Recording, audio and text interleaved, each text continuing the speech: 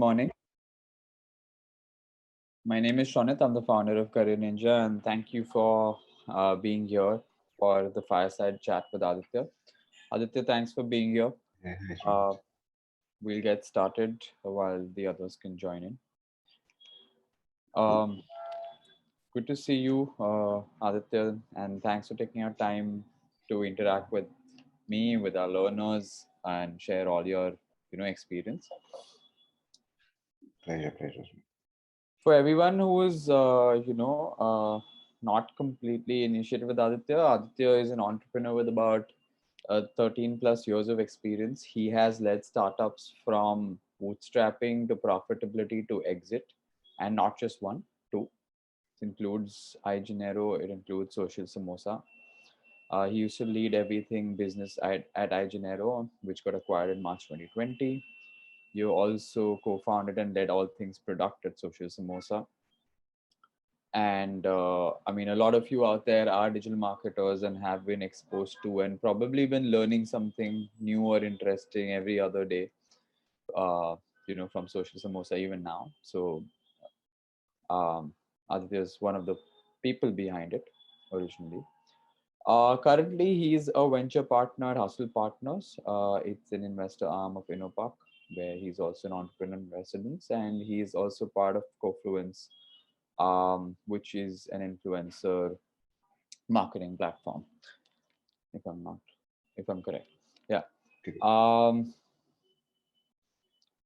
Thank you again, Aditya. Wanted to basically have a conversation with you for the benefit of all the learners and for everyone else out there who's trying to sort of carve out a career in the marketing space, in the brand space, and hopefully, all the immense experience that you have, it could make a significant difference to at least a few of their lives, right? Sure. Happy to share my learnings.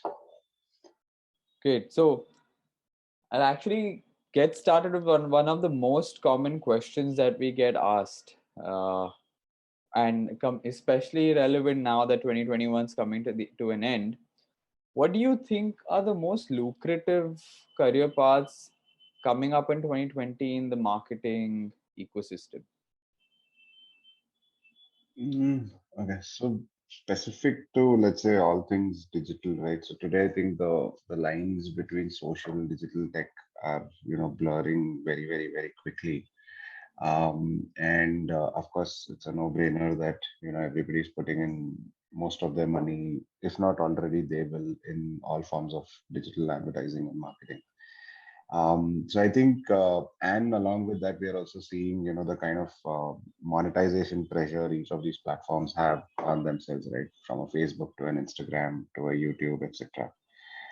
So going forward, I think for a marketeer in the digital space, let's say few areas to probably be looked at apart from, uh, learning the specific skill or, knowing that content is going to lead the game or influencer marketing is going to be, exponentially larger, etc.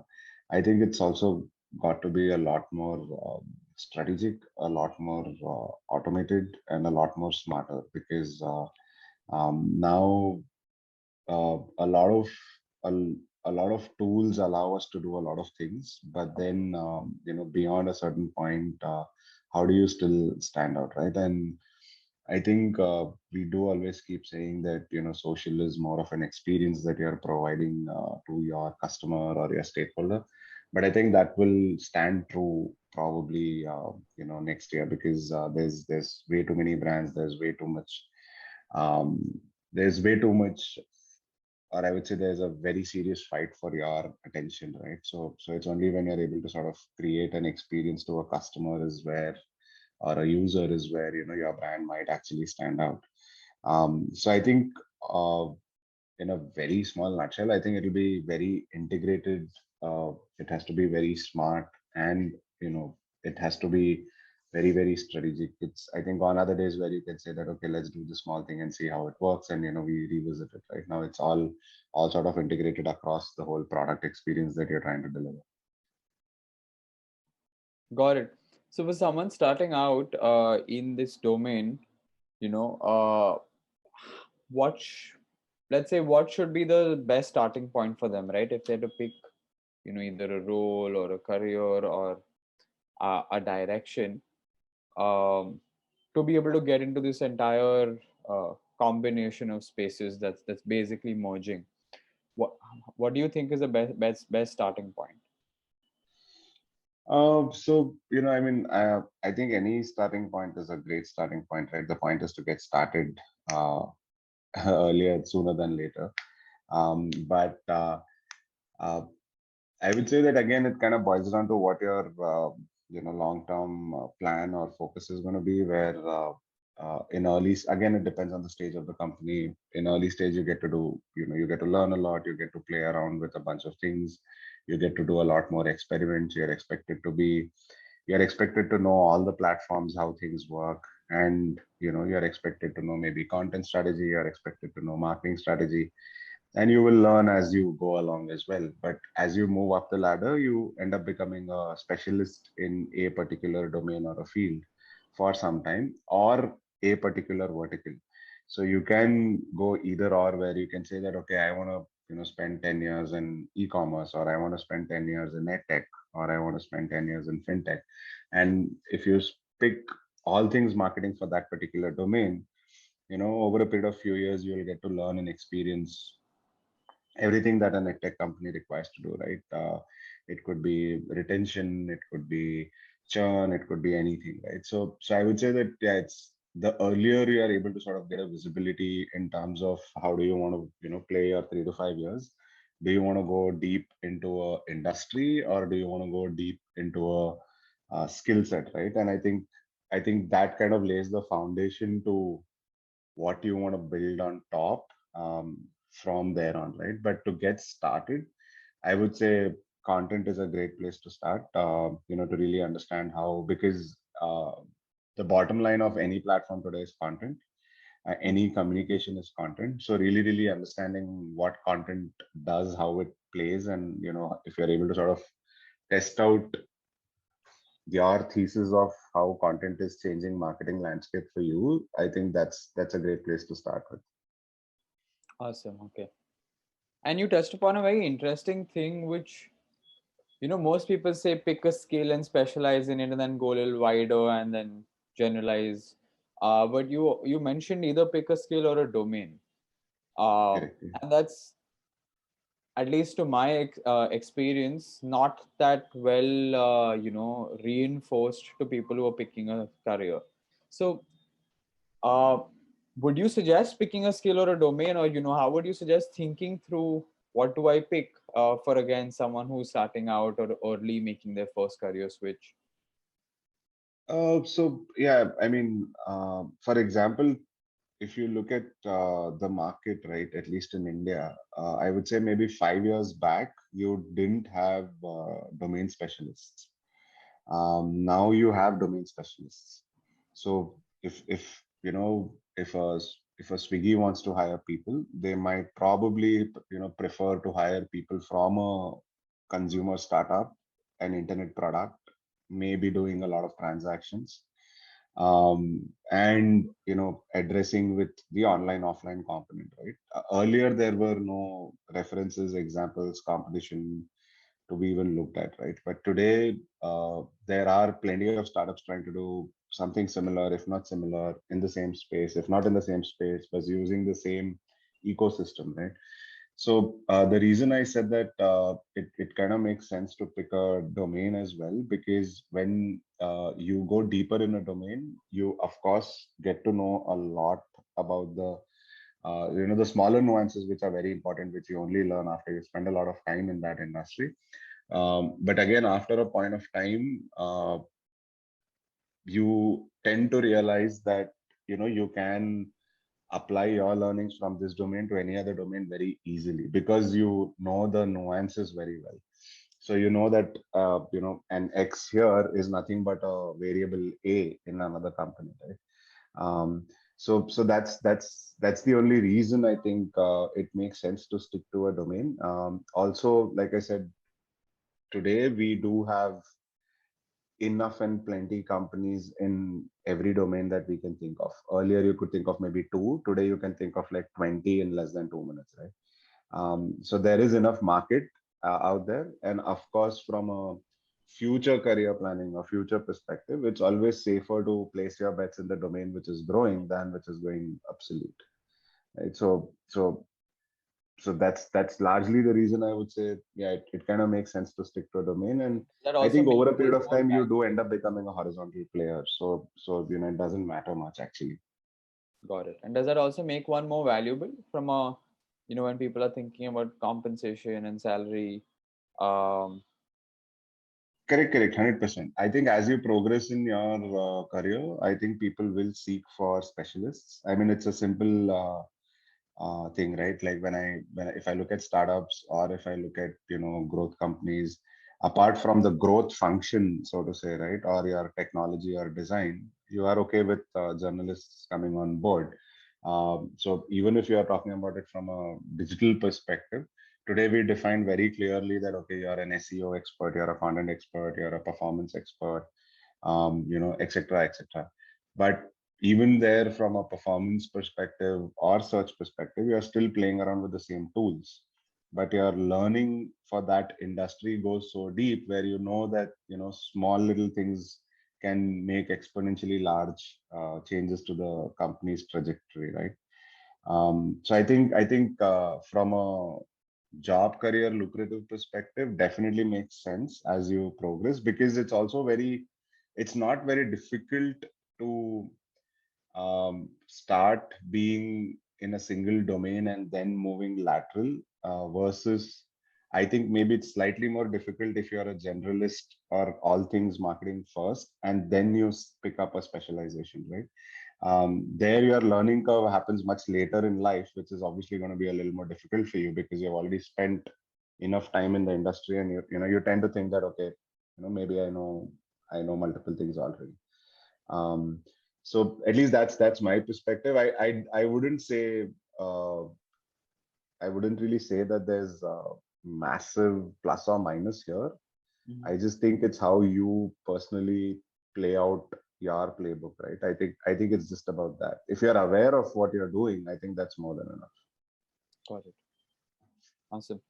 Uh, Also, all the learners and ninjas who are watching, feel free to leave a question in the chat box. We will try to cover them at some point in the conversation. So you can feel free to do that at any point. So, Aditya, taking it one step forward from what we just spoke about, right? And we spoke about what's potentially valuable when it for a brand when they look at talent in a way. Uh, what, according to you, does a brand look for now? From your experience of building, investing in, writing about brands, what do you think are the top qualities a brand looks for while hiring someone? Again in the early stages of their career. All right. So I think in early stage, you are just betting on the person, right? So you're pretty much looking at, how excited this person is, and what's the kind of attitude the person is coming in with, what's the mindset that the person has, right? Like, does the person come with a growth mindset, or does the person come with a, ठीक है मुझे तो job मिल गया, तो it all works very well. Right. So it all depends on that, I would say, especially at somebody who is at a early stage in their career, and if the company is also at an early stage, I think it's all got to do with the attitude and the mindset. Of course, there is some amount of or good amount of competency involved, because you want the person, you're hiring that person to solve for that particular problem. But of course the person is also going to learn on the job, right? But that learning again comes only with the mindset that the person has. So I would say that at least in early stage of a career, I think these are the 2 3 things which actually kind of make or break your hiring successful or disastrous. Got it. um Again, a common question, because people hear this a lot, right? Have a great mindset, have a good attitude, have a growth mindset. What, according to Mhm. you, is a great mindset, and how does one build it? and second, showcase it to employers. Okay, so so I think at least the way I see is that it's got to do more with where you personally how do you want to add value to the organization and yourself, right? Like it's not a one-way street. It's a collective cult that you're essentially looking at, right? And are you okay with change? Are you okay with learning? Are you okay with doing 10 different things at 10 different points? Right. So I think it's got to do more with that. Of course, there is you have done XYZ, and it's because of that you are able to sort of get a job. But that also means that you might have to do 10 other things to sort of progress from where you are to where you want to be, right?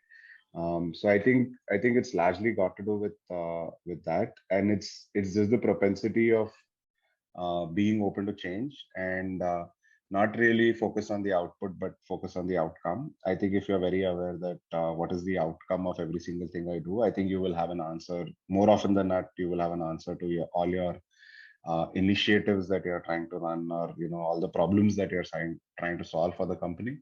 If you are very aware what is the outcome versus what is the output and what should you value more, I think that will give you a very clear answer. Awesome. Okay. So so have a great growth mindset. Be open to change. Have an outcome focus. That's what I'm taking out of this. And what can help one build this? So, how do you build a growth mindset, right? I think it's got to do a lot with reflection. It's got to do with making your being very clear what you want to achieve day on day, week on week, quarter on quarter, right? Put that down, on a notepad, in a book, whatever, right? Like, okay, this is what you thought you should be doing for the next 2 months, or for the next 2 weeks. And end of 2 weeks, go back, see, acknowledge where did you fail, where did you succeed, what worked, what didn't work, right? Accordingly, pick up the right kind of challenges that you think will help you, get there, and maybe drop things which aren't really working for you, right? Or the company for that matter.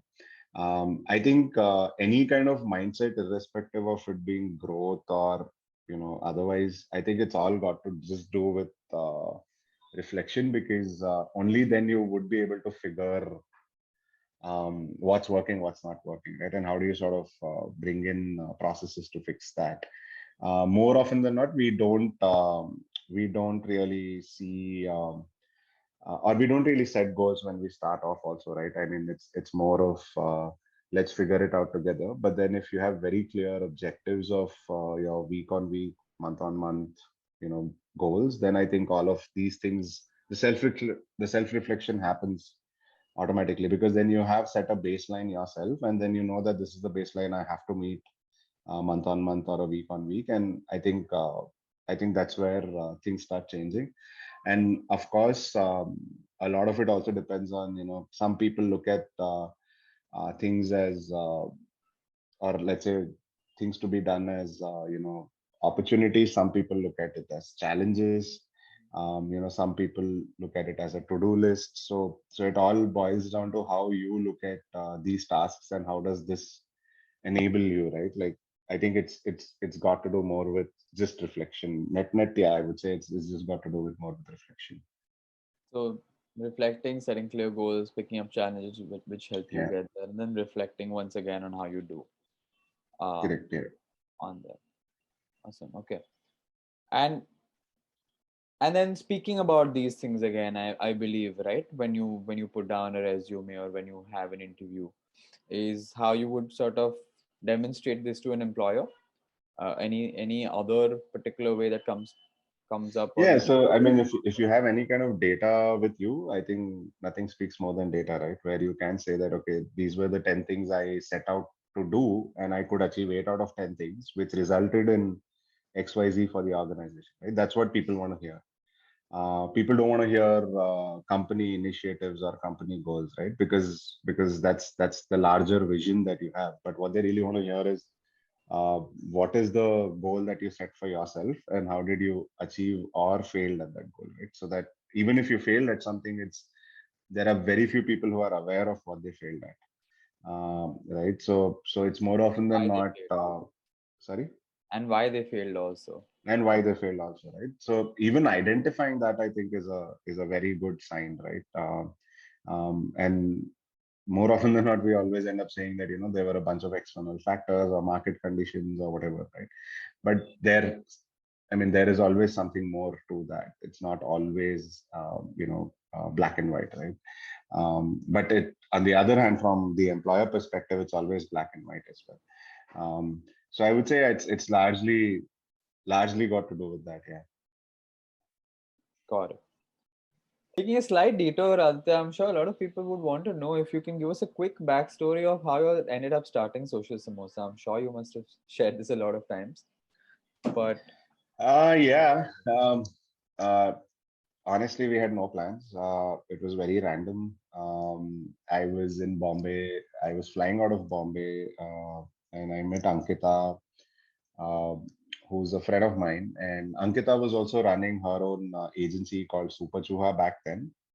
And I was running iGenero. So we were one of the first agencies in India to provide digital marketing solutions, so to say. So that's how we got connected. And I think I met her in Bombay for a coffee, and both of us were discussing that, okay, there is no blog where we can go read case studies of Indian brands, or what Indian brands should do on Facebook, right? So Social Samosa actually started off that way. We thought we'll put out a blog and we'll write to some friends to, submit their case studies to us, so that our colleagues, our employees, the industry can read and learn from each other. That is how we started. It took us like 3 days to get a WordPress blog up and running. We took like 15 days to get some case studies, collecting some case studies. Um, Never thought it would turn into a full-fledged company, or I mean, it was totally by accident, right? And I think after 3 months of running it, we actually realized that, okay, people are taking us seriously, because people started writing to us saying there is an error here, there is an error there. There are some factual errors in this case study, etc., etc. So that's when we realized that, okay, people are reading, and at least they're taking us seriously, even if they're reading, because somebody's making the effort to write to you. So that's how it started. The idea was to just stay online and be this content hub for all things social digital in India. So the plan was never to be a content destination or this go-to place for everything social in India. I think it was purely by accident, not by design or by choice. got it. And then it ended up on its own pathway because I think you'll cater to a big need for people. Correct. I think we were there maybe at the right time, so that worked in our favor, and it worked really well because it was addressing. We were, or at least we were trying to address, right from college students, people who want to get into this area, and then you have your um, brand and marketing managers, and then you have your VPs, etc. So we were trying to address it to everybody. So I think that really worked. And of course, the moat at that time was just pure play content, and the intelligence that we were able to sort of deliver to people across the board in all functions of digital. Got it. What's been your, let's say, most favorite campaign that you sort of came across while running Social Samosa, or you were really like, wow, this is done very well. So uh, honestly, from a brand campaign, I wouldn't remember now, because back then there was just way too much action, right? Like you had Facebook games, you had Facebook apps. Mm-hmm. Um, we used to create microsites with pulling in Facebook data of users, etc. Right. So there was a lot of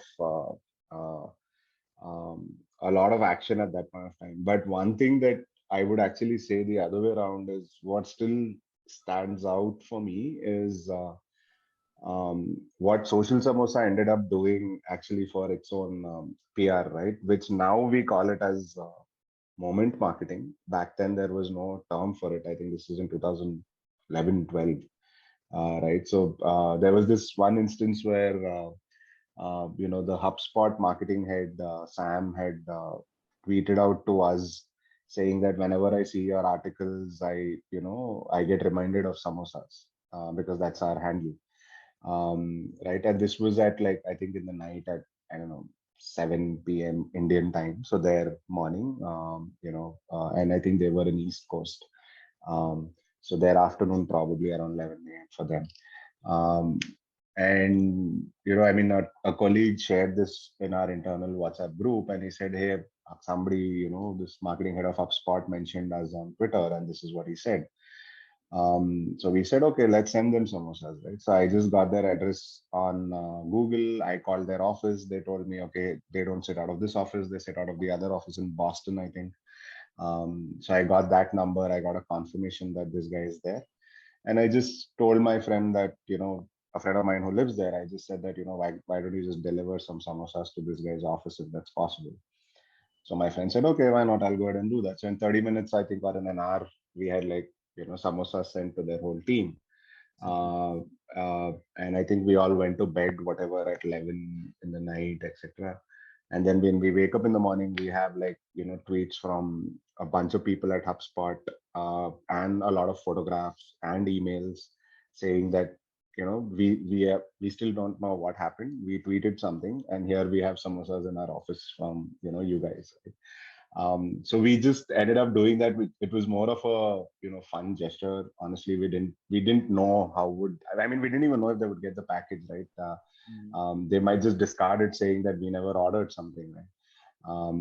So we didn't know what would it result in, but then it did get us massive amount of PR from, yeah, from US. It increased our visits from US drastically. Um, uh, and yeah, now we do call it moment marketing. And that time it was just a gesture, right? We were like, okay, these guys are from the same industry. They have been talking to us on and off, on and off. Why don't we just send something to them, right? So this is something that actually really stood out for me, what we did. And the second thing that I can think of is, I think during elections in India, we made a digital sentiment creator, a tool on our website where you could track what people are talking about different political parties in India digitally, and what the sentiment of that political party was. And that got picked up by BBC, CNN, uh, XYZs of the world, right? That got picked up by all the media outlets saying that, okay, you can go to this website and you can actually see what the Indian digital, or, the social voice of this particular guy is, or this party is, right? So that again worked really well. Again, didn't expect anybody to pick it up because we're like, okay, who'll be bothered about what, some Twitter users are saying online, right? This is again back in 2012, 2013. Um, so some of these initiatives that we had, we didn't know what would it result in, honestly. But the idea was to be a little quirky, uh, stand true to our name, which didn't make much sense. So it was just about random ideas, throwing it out there and seeing what's sticking. So these two things really, really stuck well for us. Got it. Very interesting. I mean, there's a lot to learn, I think, for all of us from these stories. Um, I mean, that actually takes me to a question I was meaning to ask you. From your entire entrepreneur journey, right? And now from your journey interacting with and supporting entrepreneurs as well, what is your, top one or two learnings um, when it comes to, building things for success? Okay. Again, as an entrepreneur, one thing I can say is that you don't necessarily need to follow your passion. I think a lot of people say you need to follow your passion. I think you need to be smart enough to know if your passion is the thing which will also unlock a lot of value for you. Right. So that's something which I truly believe in, that it's not necessary to follow your passion. Um, I think it's also of course, there's a whole bunch of things that you need to um, be prepared for disaster. You don't know what's coming your way, or you will keep evolving, and you just have to keep pushing the pedal, right? So those are things which are really given, right? But I would say, I mean, for me, it's two things largely, right? It's not always your passion, and second is value of time. And the earlier you start, you have time on your side. I think that's something which is undermined very, very, very heavily, because we also end up thinking that, okay, maybe I'll take up a job, I'll learn something for 3-4 years, or 4-5 years, or whatever. I'll pay off my loans for my B school or XYZ, and then I might end up looking at starting up something.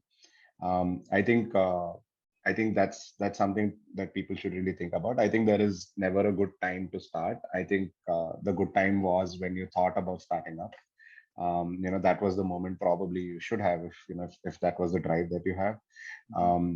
But largely these two things, I think one is, you will never, you can't go back on time. So the earlier the better. More mistakes can be made. I mean, that's how it was for us, right? When I started iGenero out of college, I had nothing to lose. I didn't know what success was like to fail. So yeah, it was like ground zero. Same thing with Social Samosa. Had no baseline, that okay, what happens? What would I do if this happened, right? Because there was nothing. Um, so that probably worked for me in the hindsight. But yeah, maybe things would have been slightly different if I would have done the whole route of A/B testing, etc., etc. Right? But those things you pick up as you move along.